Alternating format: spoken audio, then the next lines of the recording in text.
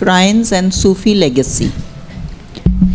We welcome Jurgen, Wasim, Frembgen, Amardeep Singh, Ghazala, Rahman, Rafiq, and our moderator is Zulfiqar Ali Kalhoro.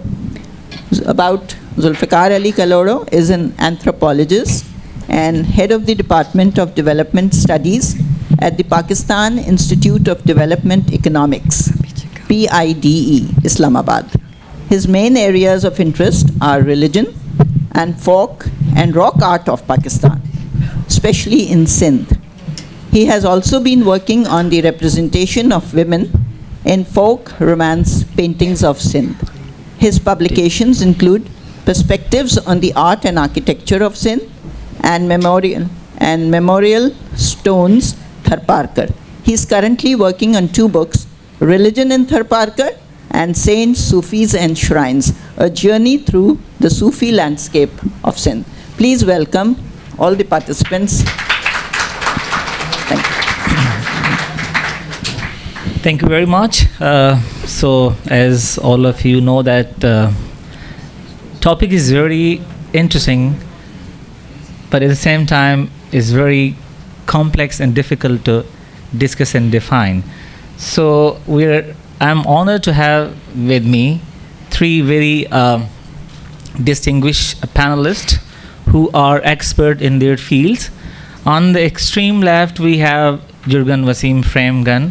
I mean, he is one of the leading ethnographers in contemporary times. So I think he has almost touched every dimension that leads to religion, material culture, visual culture, and many other things. And then we have Amardeep Singh ji, who is basically Indian Sikh, but based at Singapore. He has published 2 interesting books on Sikh heritage in Pakistan. So hopefully tomorrow, his second book, we are going to launch his second book. The quest continues, the lost Sikh legacy in Pakistan. And then we have Ghazala, Rahman, Rafiq, who heads Department of Sindh Studies, Sindh Academy Abhyas at Sindh Abhyas Academy, thank you, at Zabest. So before I ask from my panelists to discuss shrines and Sufi legacy, let me tell you that Sufi legacy comes before shrines. So before I ask from Jurgen Wasim Frembgen, I will just take 2 or 3 minutes to discuss the rich Sufi tradition that we have in Pakistan. Normally, what we believe that we have Sufi shrines in Sindh only. This is not the case actually. If you are familiar with Punjab, there are so many shrines in Punjab, even in KPK, Khyber Pakhtunkhwa. 2 of the famous shrines in Khyber Pakhtunkhwa, where actually I'm working also in KPK, are Zinda Pir at Ghamkol Sharif in Kohat, and Kaka Sahib in Nowshera. And as you already know, most of the shrines in Khyber Pakhtunkhwa were under threat. They were attacked by Taliban. Despite these attacks, it is interesting that these spaces resisted Taliban. And so I cannot be much louder anyways. Okay, so let me try. Now can you hear me? So we have also a few shrines in Gilgit-Baltistan, and most of these have been also studied by Jurgen Wasim and other Pakistani anthropologists. I think there's what's problem with this. So this is the issue. So before I discuss about like syncretic traditions that develop in Sindh, I just wanted to ask first from Jurgen Wasim Frembgen his comment on Sufi legacy. How would you define and what is your understanding? What is Sufi legacy, Wasim? Yeah. Thank you, Zulfiqar. Yes, I think the term Sufi legacy, it carries something, it carries a meaning. It is maybe, in my opinion, also sort of nostalgic view that there is a heritage which is there to be preserved. We first probably think of Sufi poetry as a major dimension of the Sufi tradition or of tasawwuf nowadays.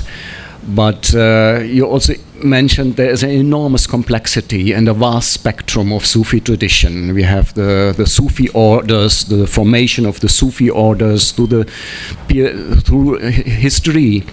That is mainly, and this is the core of Sufism, we have the tariqah, the way the master teaches his disciples. I mean, Sufism is all about the transformation of the self through a hard journey, through going on a path through several stations, maqam, hal, to reach finally what is called fana or baqa, the final annihilation of the self in God, which is the golden way of the Sufis, through purification, through zuhud, also ascesis. But of course, Sufi tradition has many dimensions, social, political dimensions. Also in Pakistan, there are variations across the Muslim world, from North Africa to Southeast Asia, wherever Muslims are living, definitely.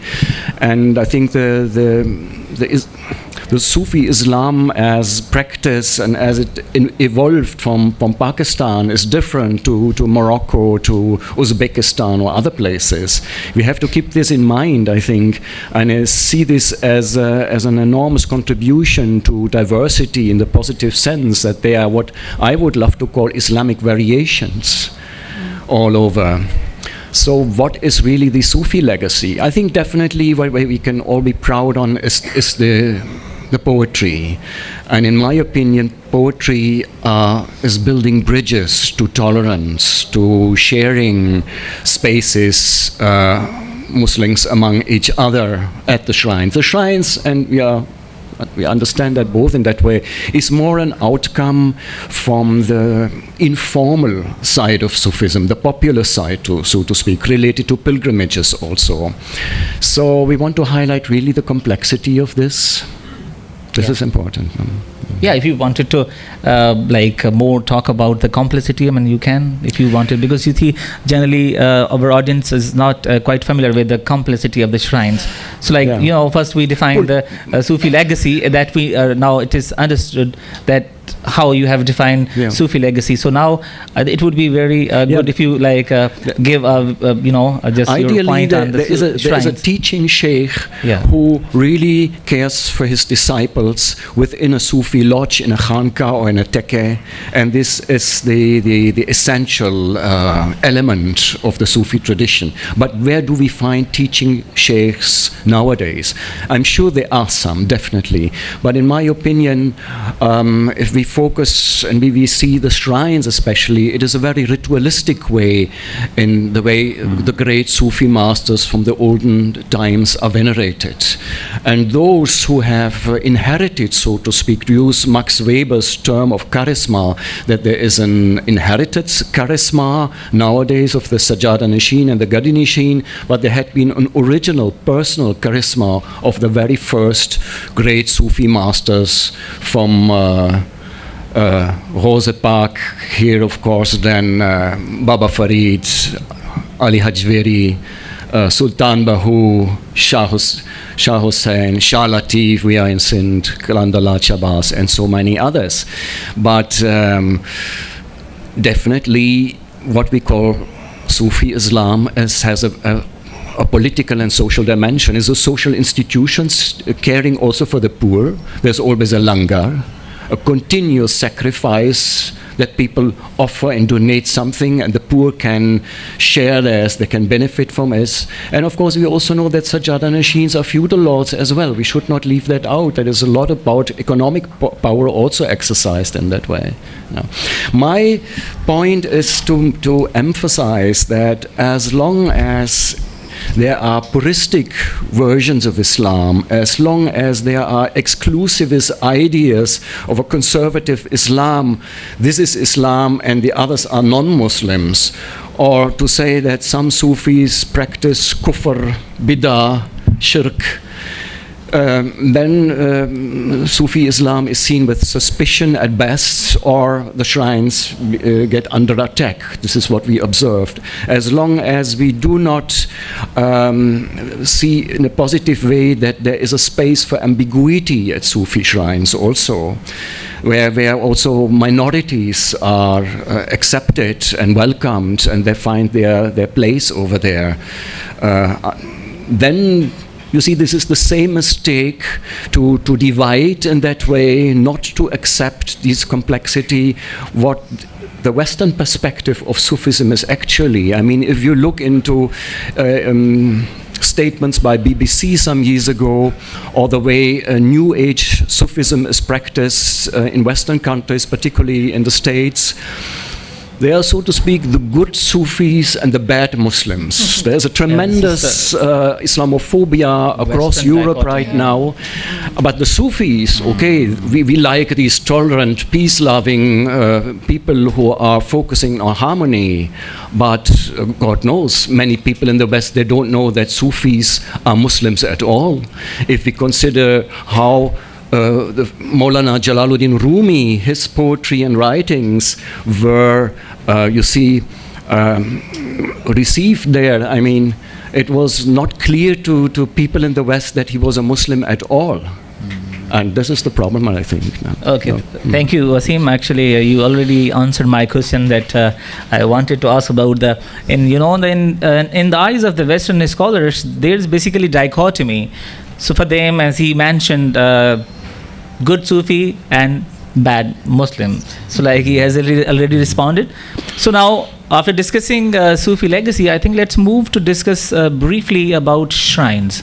As we know that shrines are coming up every day. So like, it's interesting that we domesticate shrine, how we make shrine. So it is not only in the Sufism or Islam that we have shrines.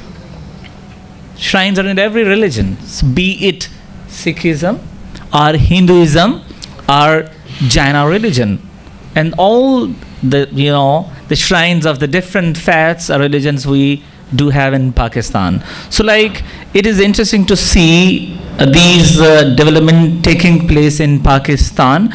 So first, how we make shrine? By domesticating the landscape. And who domesticates the landscape? By domesticating or converting natural landscape into cultural landscape. Who converts natural landscape into cultural landscape? Cultural group. And as he rightly mentioned, discussed, Jurgen, that it's more ritualized shrines or ritualized Islam. So once we domesticate the space, it becomes shrine after performing various rituals. So I think now, by discussing a very, giving a very brief overview of what our shrines are, how basically we make shrines, I will basically again return back to discuss the syncretic shrines. So let me ask from Amardeep Singh ji, since he has extensively traveled every nook and corner of Pakistan. So like Amardeep Singh ji, as you know that Sikhism also greatly influenced by Sufism, and Baba Guru Nanak ji is venerated in every part of Pakistan today. So like, what is your take, how like Sikhism is influenced by Sufism? Well, Nanak found God. Can everyone hear me? थोड़ा सा ऊंचा, speak little Nanak louder. found God by. See, hold is a little closer. Yeah, okay now. Nanak found. Can you hear? Hello. थोड़ी आवाज से बढ़ा दें. I think there's a problem in the volume actually. Can you volume? You want to give that? Hello? ये try कर No, it's not a problem of the mic. Hello. It's a problem of the volume actually. All right, I'll take that. Hello? Is that better? Okay. So what I was saying is that Nanak found God by singing. Singing is a tradition in Sufism. So you just mentioned about the Langar tradition. You talked about singing. You talked about a syncretism. These are all aspects of Sikhism. Now, from the Sikh perspective, how I would actually want to project the Sufism angle, I think we need to get into the territory and the region where Baba Nanak spread his philosophy to start with. I don't know how many know, but Nanak's lifelong companion was Bhai Mardana, who basically would pluck the rabab whenever Nanak would say, Mardane Bani aayi hai. Malab Mardana, there's some divine thoughts that are coming, and he would start plucking the rabab, and the two would sing, and the two traveled around the world. They were the best of the friends, right? This is what is the essence of Sikhism, the unity. And Nanak actually at one point has said, na ko Hindu, na Musalman. The essence is not that he's trying to say you are not a Hindu or you're not a Muslim. What he's trying to say is be a human first. And that essence is the Sufism, right? But the way I see the tradition evolving in this space that needs to be understood is, I have traveled extensively across Pakistan in doing the research for my 2 books on the Sikh legacy remnants in Pakistan. I have traveled to 126 cities and villages.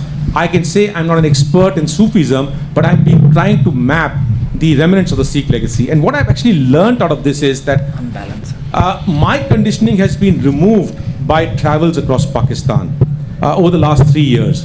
And what I've learned is that we, the people, today are not a part of this land because our forefathers chose to move away in what was the uneventful, the event of 1947.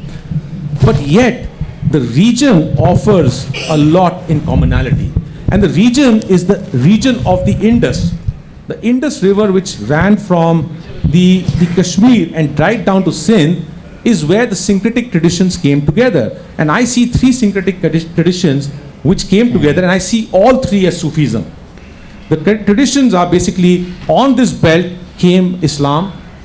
In this belt, from a Hindu tradition, which similarly believes in unity of one school of thought, which was the Vedant.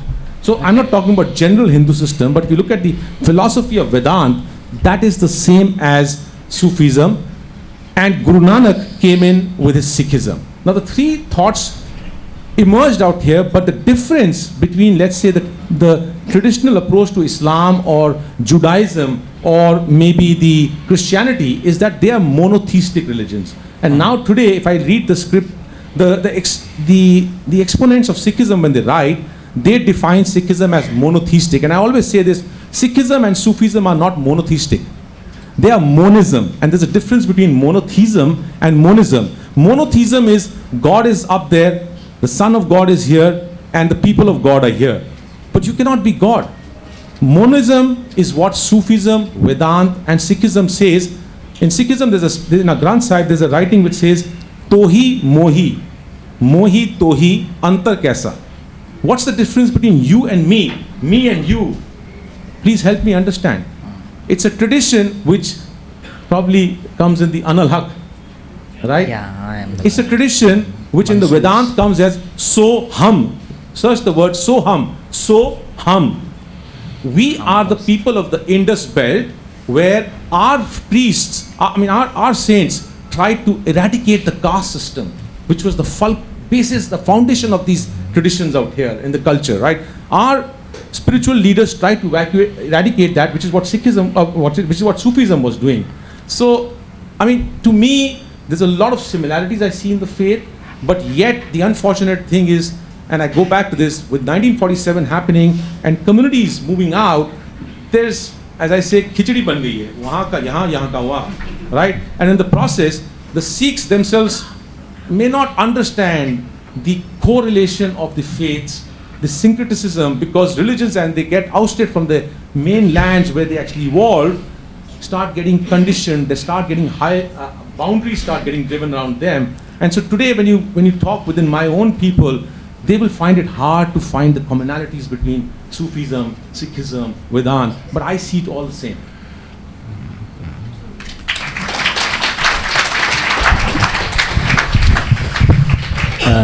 Thank you. Thank you very much for sharing interesting points that not most of the people in here in the audience know. So now I have a very simple question from Ghazala. As we know that Sufi poets also played a very important.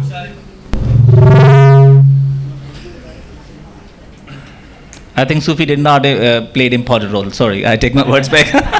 This is because of that. So as we know that Sufis actually, Sufi poets played a very important role in spreading message of love in Islam, especially in Sindh. We know there are large number of Sufi poets. So from Ghazala, I have a very simple question. So what do you think? Is there any influence of Sufi poets in Sindh? I'd like to begin with Aval Allah Alim, Ala Alam Jodhani, Qadir Panji Kudrat Singh Kaim Ay Kadim, Wali Wahd Wahdahu, Razik Rab Rahim, So Sacho Saradani, Chai Hamd Hakim, Kare Paan Kareem, Jorum Jor Jahan Jum.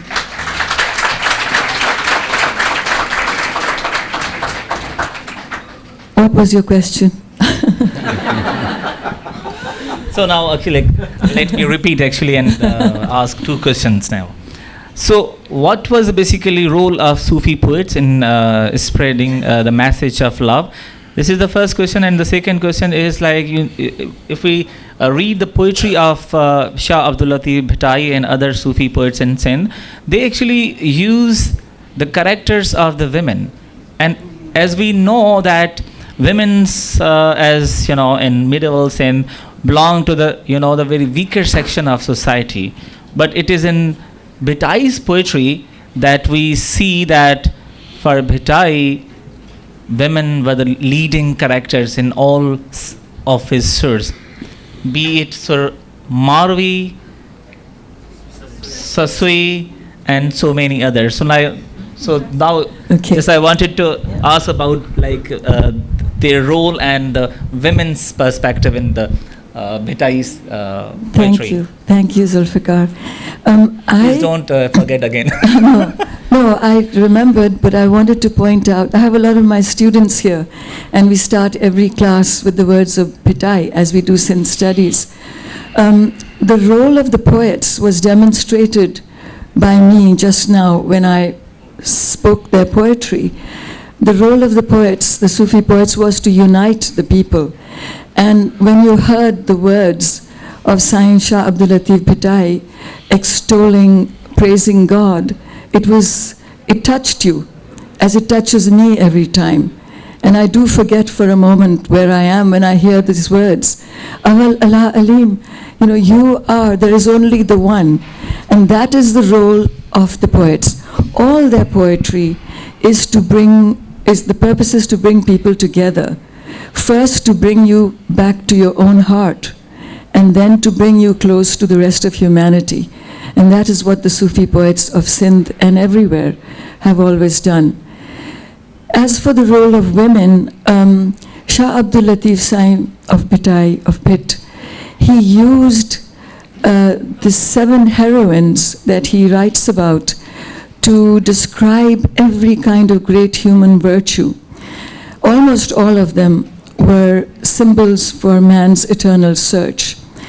And the characters they epitomize bravery, incredible courage to overcome all sorts of obstacles to reach their goal. Can you please share the names of those heroines that he All because maybe I'll share the one of the most famous ones, and my students who happen to be here, some of them, they know that Sasi is the heroine par excellence. She leaves Bambor, which is about 50 miles up the road from here, and walks from Bambor to Kech Makran, far away in Balochistan, because her husband has been kidnapped. Now, Shah Latif's poetry in 5 of his surs, out of 30 surs are dedicated to Sassi. And as she makes this journey, actually we think Latif Sai makes the journey, she speaks of this longing. And this longing is what carries her on through very difficult mountain terrain. She is nearly raped. She's hungry, she's tired, she's exhausted, but she doesn't give up. She goes so far as to say that if when my feet are worn out, I'll walk on my knees. When my knees are gone, I'll walk on my torso. When my torso is worn out, I'll walk on my neck and my head, and so on. But I will not give up this search, this quest, which, as I said, is a symbol of the longing for God. And I think that many people realize that, if you want to achieve something, you have to give your all. But she says something very important, and this is where Latif absolutely thrills us. She says, let me not find what I'm looking for. Because if I find it, then I'll lose this longing, because this love is in the longing. And that is mysticism. That is Sufism. And Latif Sai brilliantly uses all his heroines to express this. And there's Marvi, Umar Marvi ka kissa. She's also taken away from her home. She talks of this longing to go back to her people. Now there's patriotism is used in this as a tool by Latif. But what she says is so amazing. She says, she comes from humble beginnings, and she says, you may give me, and she's kidnapped by a king, and she says, oh Umar, all the riches of your palace mean nothing to me. Let me go back to my people. And the humble abode of my people is a palace to me. So constantly throughout his heroines, he's telling us about the highest human values. And that's Latif. But I think there's also a very important character of Mokhi. Oh, yes. I think you should also talk about Mokhi, because this is the different from all heroines. And what is the difference between Mokhi and others? Well, they're not all perfect women. Yes. There are a couple of naughty ones in there, because Latif saw the world as it was. But this is what actually we take them naughty, not Vitai actually. Yeah, Vitai doesn't. But Mokhi jo Makam, Mokhi's place is not far from here. You must know that Latif touches Karachi, Malir, very close by. The steel mill is one of the sites of Sasi's path. So Mokhi was a wine seller. Mokhi made wine. She was a woman who ran a tavern. And again, there's immense symbolism there. She makes this wine, and people come from far and wide, and they get drunk on it. But there's the typical Sufi symbolism of, Sharab-e-Tahura perhaps. So I'm not sure. I don't want to expand on this, because we're in Karachi, we're in Pakistan. But there is another woman who's not perfect, excellent. She gives up her husband just for a necklace. Who remembers that? Nuri. What is it? No, not Nuri. Leela Chanesar's story. So, And okay, thank you. So I think if anybody's wanted to visit, there's like a shrine of Mokhi very close to the Narathar, because this is the woman, as Ghazala mentioned, Narathar Hill in Gadab, Tehsil in Karachi. It's just like, I think, a 10 kilometer from Bakai Medical University. So like for writer, he was an imperfect woman, because she used to run bar in Gadab in medieval century. Yes, you wanted to say something? I just thought, as a sequence to that, it'd be good to add another perspective from the Nanak's philosophy and how the Sufism intertwines. So, I mean, Sufism and Nanak were basically the whole Sikhism is basically 1430 pages of the Granth Sahib is basically singing, and it's in rags, right? And since we're talking about the woman's aspect, the feminine aspect, there's a commonality here. First and foremost, Nanak says, "So kyo manda akhiye." Why do you call that woman lowly? "So kyo manda akhiye, jit jamme rajan." She gives birth to the kings. Why do you call her low? Now, you start with that, and here's where it intertwines with the Sufism thought. Every such story of Heer Ranja, which have been expounded and so on and so forth, in the Granth Sahib, whenever I read it, I am actually referred to as a feminine. So that's the Sufi thought. Anyone who's reading any of the poetries actually is feminine, and is trying to merge with the masculine. And there's not really nothing superior and inferior out here, because monism is one system. God changes with me and I change with God, right? So it really is, the commonality is that I am a feminine and I'm trying to merge with that masculine. So in many ways, there's no difference between man and woman. Okay, thank you. Thank you for praises for women. So even let me praise women more. I think in most of the in Sindhi society, we have Sufi poets who greatly elogize women in their poetry. But interestingly, we have also female Sufi shrines in Pakistan, and the large number of female Sufi shrines are in Azad Kashmir and Potohar region in Punjab. We will discuss later. So let's come back to the. You wanted to? I would love to comment if you allow. Yeah, I will comment later on. Let's just build on the comment of Amardeep Singh as he talked about the syncretic. As you know that we have many syncretic shrines in Pakistan, but large number are located in Sindh. When we say syncretic, these syncretic shrines carry dual identities. Dual identities means for Muslims, it has a Muslim name. For Hindus, if they belong to any Hindu saint, for Hindus, they have a Hindu name. If there is a Sikh attached with the shrine, it is called with a Sikh name. So in anybody who have been Udero Lal, he know that for Hindus, he is Udero Lal, Amar Lal, Daya Peer, and even a Zinda Peer.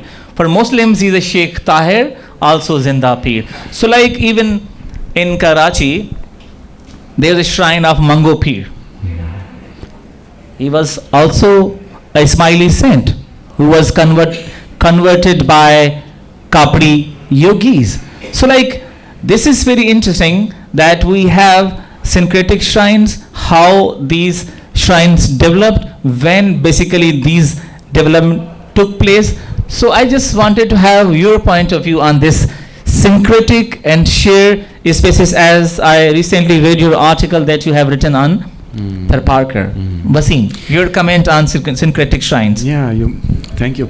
You mentioned the saints, and with the saints we mean the awliya, the friends of God. And I got that from Ghazala's words also now, that isn't it that love actually transcends the boundaries between religions and between social groups as well. This is so important, that these major Sufi saints, they did not emphasize religious differences at all. For them it was not important who was Muslim, Hindu, who was Sunni and Shia. We know this from the poetry of Baba Farid, of Baba Bulle Shah, of Shah Latif.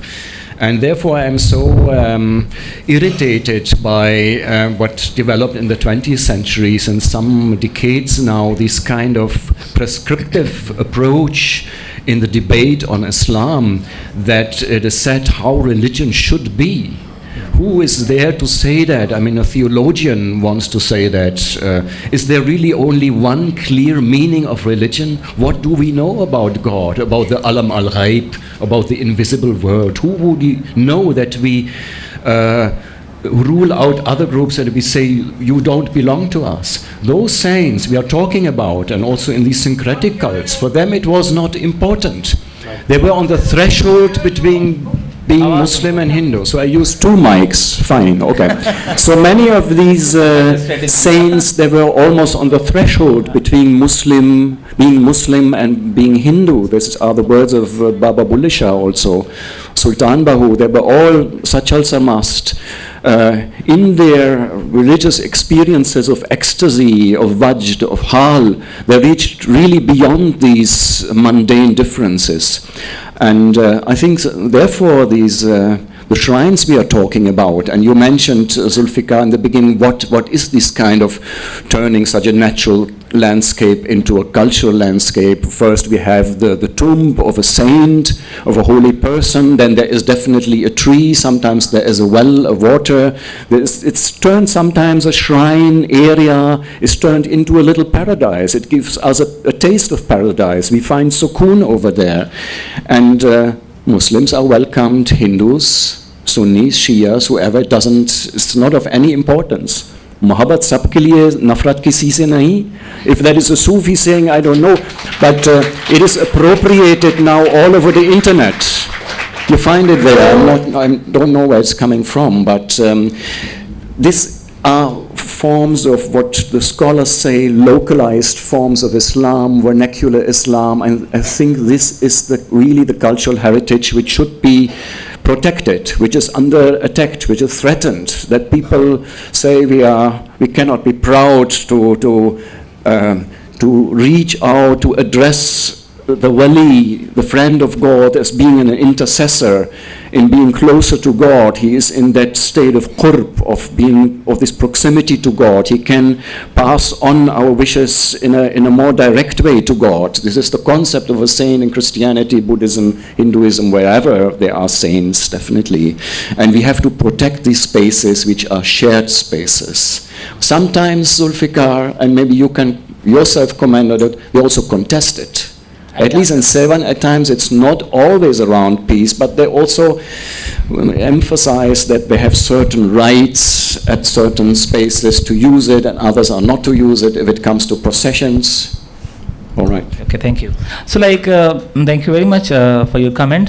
So we have actually, I'm also doing research on Sufism. So during my survey in Singh, I have documented over 24 such syncretic shrines. Just let me give you some examples. There's shrine in Umarkot, which we call Pir Pithoro, and for Muslims is Maghdum Nematullah. And then there is a shrine in Samaro, they call Ram Jago, and they call him Maghdum Shafiq Rahman. And even in Umarkot, we have a shrine Gujurano, and Muslims call him Maghdum Salahuddin. And then there's a shrine in Badin. He's basically called by Hindus Ram Baraho, and Muslims call him Ibrahim Shah. And there's so many shrines. The question is that why such development took place and when it took place. Let me tell you, there is a smiley connection with all these shrines. It was in 12th century when we were being attacked by the Ghaznavid. So during 12th century and even 11th century, the state religion of Sindh was Ismailism. And it was by these Ghaznavid rulers, they forcefully converted Sumra Ismailis to Sunni Islam. And the first Ismaili saint in this part of land, I'm talking about Sindh, was Pir Pato. He was not like Hindu, as Hindu call him Gopi Chand. And because Gopi Chand, and there is an interesting myth of Gopi Chand Wasim about Bhartari. And Bhartari and Gopi Chand, basically Bhartari was uncle of Gopi Chand. And so now Hindus call Lal Shahbaz Qalandar as Bhartari and Pir Pato as Gopi Chand. So even if you read Persian accounts written during Sama period, we find that both saints travel together in different parts of Sindh. So like these are the some of the like socio-political events that took place. So like when they were forcefully converted, they went into hiding, or they practiced taqiyya in order to save them from persecution of Sunni rulers who came all the way from Afghanistan, that we call Ghaznavid rulers. So like this is how we see some of the development that was taking place in 12th century and in 13th century. And similarly, we have also some syncretic shrines in Punjab. In Fateh Jang, Tehsil in Attak, there is a village, Kot Fateh Khan. There is samadhi of Sikh saint Than Singh. Today, Muslims of the village worship him under the name of Sultan. They believe that he was a Muslim, and some believe that no, he was a Sikh. So like this is like the syncretic cultures that we have in Sindh. So now again coming back to the Sufi shrines. So Wasim, you have traveled a lot. Have you ever encountered any female Sufi shrines in Pakistan? Okay. Yes, sure. There were small astanas, mazar, dargah, sometimes access only limited to women, not open to men, as it is vice versa at times also. And still I have that in mind when I did research on a living Sufi saint in Rajasthan, and I remember that in his lifetime he was in the Hindu town of Udaipur. It's really Hindu dominated, and a Muslim saint, a Majzoob, a Mastan Baba, staying there in the public park, and he was living in a tent and surrounded by women day and night who fed him, who gave him massage on the feet, and there were no men allowed around him. He was almost blind, but he used to give them beatings with his stick. But what happened after he passed away, after his visal? Only men took over. It was really a totally male-dominated sphere, and women could not enter his dargah. Only this as a small point. But one thing, a little comment I would want to make, if we talk about saints, about awliya, they're not always Sufi saints also. I don't know if anybody of you comes from the most northern parts of Pakistan, so from the area of Gilgit-Baltistan. Oh yes, great. And I worked on the veneration of saints, for instance, in Nagar, opposite Hunza, in the Hunza Valley. There's also a book, if somebody's interested in the arts of Hunza, it's available downstairs. So these shrines, they were shrines of the first Muslim missionaries coming from Kashmir to that part of the world, and they were not attached, apparently not attached to any Sufi order, not at all. So what is important is that when we talk about local forms of Islam, about vernacular Islam, it's a very pragmatic approach of people. They have the needs for blessings, for healing, for power, for fertility, and the saint is supposed to cater for these needs. It's very basic, catering to the needs of common people. This is important. Yes, thank you. Sim, you're right, because I have also been to Gilgit-Baltistan several times because I'm working there. You're right, because in that part of the area, there are some of the shrines associated or connected with Shams Shah. And one is also in Shamshal Valley, I think. But in Chipursan, as I shared in the beginning, there are some rock formations. And now people have basically built structures over them, and they have become shrines. And all the shrines are related to the Ali.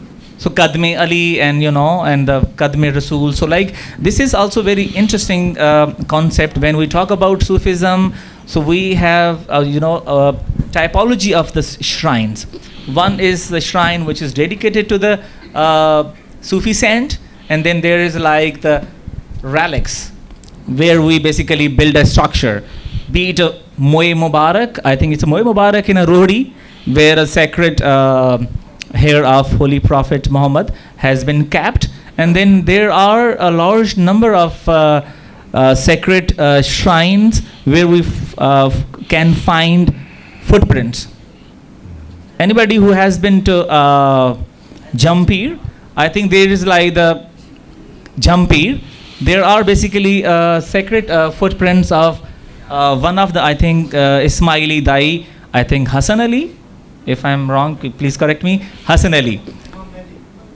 No, it's not Imam. It's Imam Mehdi. It's a Hassan Ali, who was basically Ismaili Dai in 19th century. So now last question, and then we will open floor for the questions. I will take questions from the audience.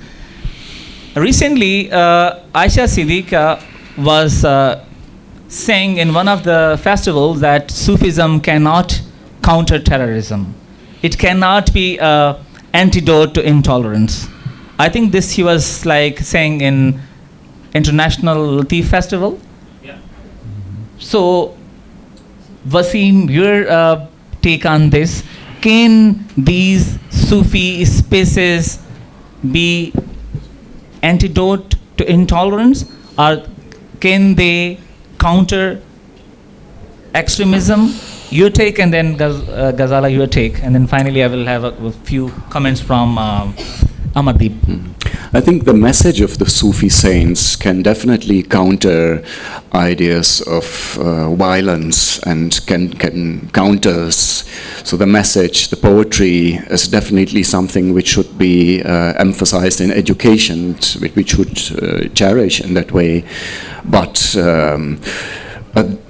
Sufi Islam has almost no lobby, I would say. Where is the economic power? And nowadays, if a young guy of 18 years says, I belong to a Sufi order, I think it's not the time that he's going to speak up and proudly confess that he is, that Sufi Islam is his way of Islam. So, and this is the pity, and therefore I say the conservative Islam in that way, it's not giving this chance. So I'm a bit skeptic about it, really. Okay, so you, Ghazala, you take. We don't have to call ourselves Sufis. I mean, there's so many people here I know who practice inclusivity, plurality, acceptance of people. You know, in sociology there's this term called othering, and there's so many students, very young people, who are talking about this, that this is what's causing a problem in our society. That person belongs to that ethnic group, that linguistic group. It's beyond politics, it's about being human. And I firmly believe that we are actually going towards creating a society which recognizes this, not just academically, but there are pockets all over Pakistan of young people and older people who are thinking very seriously, because we don't want to become a society of hatred and negativity. So there are these little movements, and I think it's happening, and I don't agree with Aisha Siddiqa. Thank you. Amardeep, Well, my view is that, look, good and bad exists everywhere. It exists now, it used to exist earlier also. So I don't see anything is blowing up out of proportion. When you go back in time, good and bad have existed even then. The question is, how do we embrace the other thought, right? And if we can understand that principle, we will start becoming better. And again, I've been asked to sit here to put an alternative perspective, and a lot of people may not be aware, so I'll bring in Baba Nanak inside this and his tradition, because we're talking about shrines. But let's talk about the spiritual shrine, which is in the Sikh tradition, the Granth, which is 1430 pages. What did Baba Nanak do to actually, break those barriers? Because those barriers existed even then. He went all the way to Pakpatan. Why? Because Baba Farid existed 250 years before him, and Baba Nanak, his philosophy was aligned with that of Sufis like Baba Farid and so on and so forth. He collected his writings, and the first documentation of Baba Farid's writings was in the Granth Sahib. So he broke the barrier, right? He became inclusive. The second piece, and I'll stop there, is I don't know how many people know of this very important fact about our tradition is I'm sure you must be knowing of the Golden Temple in Amritsar, right? How many of you know Sai Mia Mir? Okay, it seems very few. Next time you're in Lahore, go and visit the shrine of Sai Mia Mir, his mausoleum. Now, the 5th Sikh Guru again tried to break that barrier. When the Golden Temple was about to be constructed, Sai Mia Mir was invited from Lahore to lay the first foundation stone of Golden Temple. How many of you know that the foundation stone of Golden Temple was laid by a Sufi saint? So when we can do that, I think we can break barriers. Okay, thank you very much. I just, Okay. Zulfiqar, I just want to add that I hope you're aware that in Sindh, Guru Nanak is revered by everyone. I mean, Sindhis don't discriminate. When you talk about Sufism and the teachings of the Great One, we don't discriminate between Sufis and Sikhs and Hindus. There is a common paradigm within which these people live, and I think you're both aware of that. I think, I know, because in Sindh, he's like the popular iconography of Baba Guru Nanak he's always shown with 2 of his companions, Bhai Bala and Mardana. So we will discuss hopefully in another session, so we don't have much time. So now floor is open for questions. Please feel free to ask questions. First identify yourself and ask questions. I would appreciate. Please don't comment. We don't have much time. Just ask questions.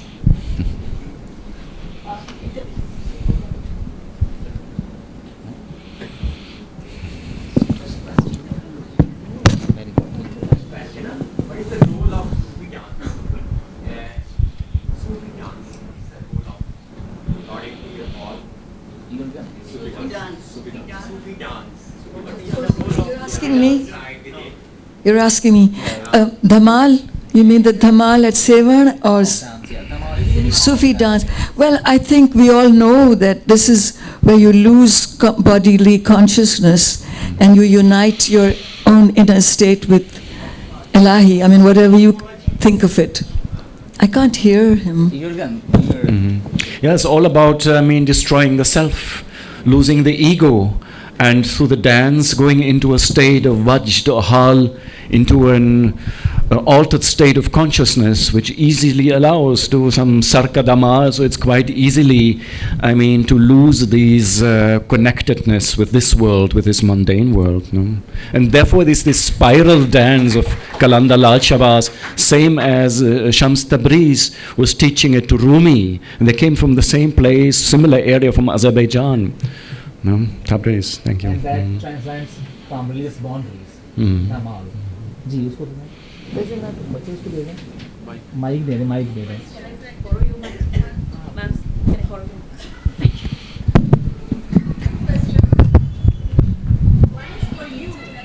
Please just first identify yourself. Became kind of similar in our region because everybody spoke different languages and they were not that well traveled. How come there's a similarity in the poetry and the thought? And for you, we talk about the tolerance in Sufis and the simplicity. Why is Shah Abdullah's bazaar so corporate now and there has been no movement about it? Second thing is that women are now not allowed in the Data Darbar also to go to the actual grave. So these are all intolerance, and this is not what the Sufi thought was all about. So any article, any movement onto that, they have ruined Abdullah Shah Ghazi. Yes, right. I agree. For your first question, I can only say, How did it travel the thought? I think the starting point is that Sufism or Sufi Islam is a religion of love, and for this expression of love, which is the final point of the path towards God, there are very similar ideas, of course. But among the Sufi orders, there are differences as far as the teaching about the stations on the path are concerned. But by and large, of course, there are certain stations like, for instance, tawakkul or zuhud, or the thankfulness, gratitude for God, for whatever He gives us. Many stages are very similar in that way. Sufism spread, of course, from two different cradles. From Iraqi Sufism, Baghdad, and Khorasan. These are the two starting points for the Sufi tradition. I have a question. You talk a lot about spaces and the Sufi shrines. I think, can you hear me? Okay. Yes, but we can't you know- see you actually. Okay. Can you see me here? Okay. Better. Okay. So as Rumi says, you know, he says, ای قوم به حج رفته کجایید معشوق همینجاست بیایید. Oh, the nation who have gone to Hajj, where are thou? Come here. The lover is here. So it's more not towards ritualistic Islam and establishing spaces or institutionalizing them.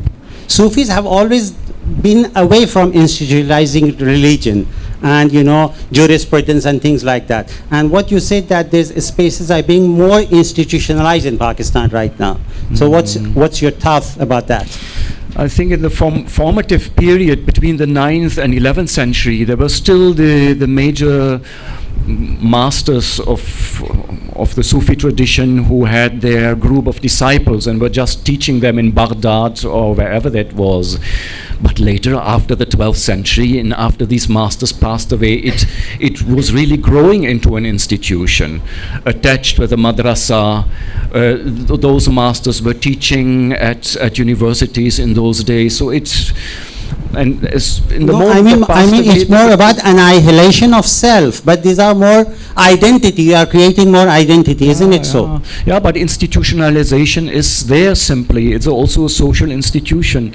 If we love it or not, it is there and it has grown into that. Shrines are huge economic enterprises as well nowadays. A shrine like in Lahore, Ali Hajweri or Datta Sahab, for instance. Okay, next.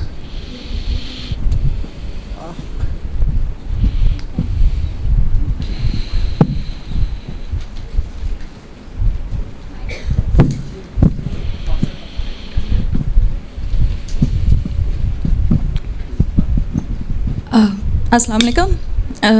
I want to ask Mr. Brother Wasim. I have a connection with the Sufi shrine of Maulana Sheikh Nazim, and one question he asked me was, when I first met him, was, Narda Sheikh, where's your Sheikh, who's your Sheikh? And I want to ask the same question to you, who is your Sheikh? And I have something for our Sikh brother. What we learned from our Sheikh is that Prophet Buddha alayhi salam and Prophet Ram alayhi salam have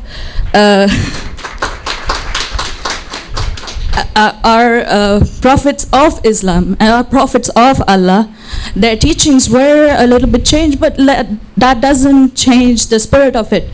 And the answer to the woman was why the teachings are same all over the place is because the source of the knowledge coming is the same. It's the same Lord who is giving it to everyone. Okay. So, and thank you very much to Miss Ghazala also. It was very beautiful poetry. So you wanted to respond? You're Sheikh. Wasim was your Sheikh. You see, basically, I think I'm invited as an academic here, so maybe we can talk that later on. So, if before the 5 minutes. Anybody else? Another question? So, इनका बच्चे इनको दे दें mic दे दें I just want to ask you, I'm not a panelist. no, but you are connected, you're an architect, right? No, I'm anthropologist. Sorry? Anthropologist. Anthropologist. Okay, sorry. I visited, I've been to quite a few shrines, but the shrines that you talked about, are they, you talked about so many shrines in Singh, which we have not heard about. How is that? And are they being maintained?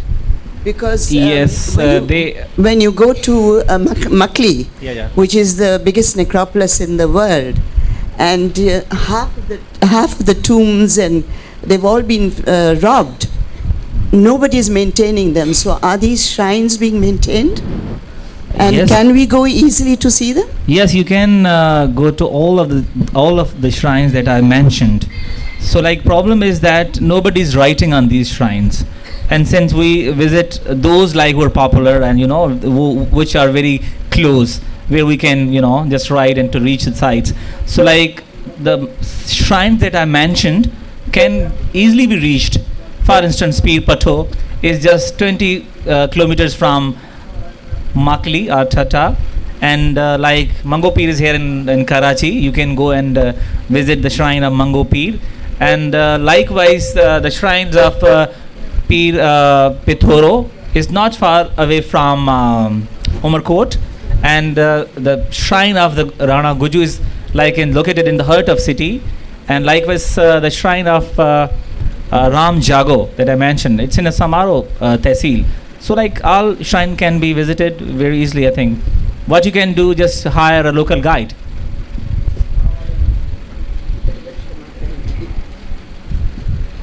Next question. I'm not going to ask a question, but I'm going to read a From whom? Poet. Which panelist? Actually, I would like to Ma'am Ghazala to comment on this poem because I love the Sur Suni and I love Suni a lot. So I'm reading that. Syare sehrat mein ja ghidi vasande miya. Syare sehrat mein ja ghidi vasande miya. Halo ta puchu Suni jakar jaane niya.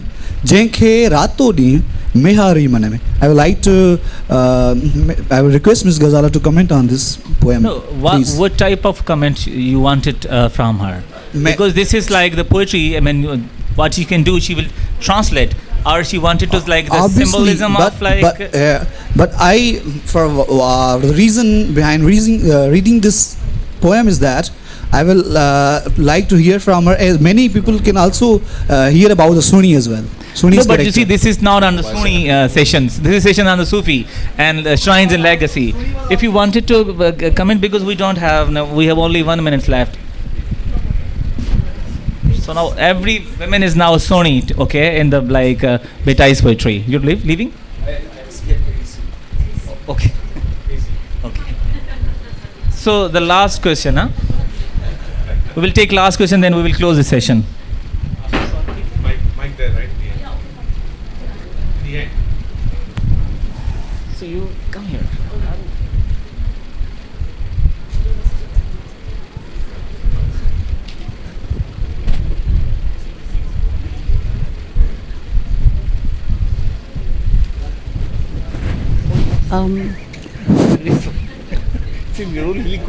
Okay, my question is that I just want to know, I don't understand, what was the prime purpose of Sufis? Was it missionary to spread Islam, or were they just holy men who preached love for all? What was I mean, I don't know, like they say the Sufis were very instrumental in the spread of Islam. Was that why they came? Was that the reason why they established themselves? Because as you say, they're not for any one religion, right? Everyone is welcome, everyone is loved. So what is the relationship between spread of Islam and the pluralism of Sufism?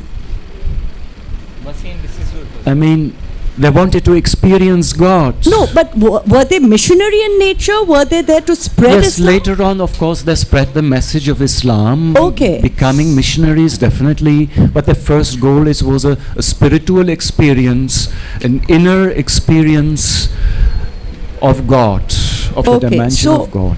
It was Islam, but a spiritual form of Islam. Yeah. Okay, thanks.